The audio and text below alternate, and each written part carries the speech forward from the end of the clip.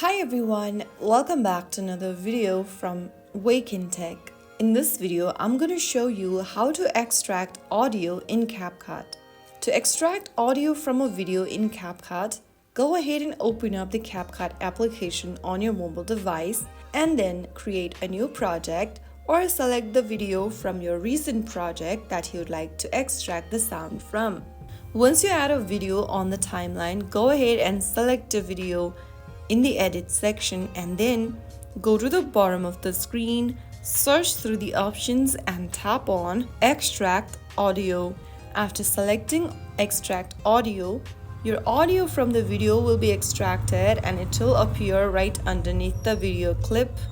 CapCut has now instantly separated the audio and placed it as a new track under your video. Tap the audio layer in order to trim, split, adjust volumes, or add effects onto your audio clip. You can also delete the original video if you only want the sound, or if you want to remove the sound from the video, simply select your sound clip and tap on delete at the bottom.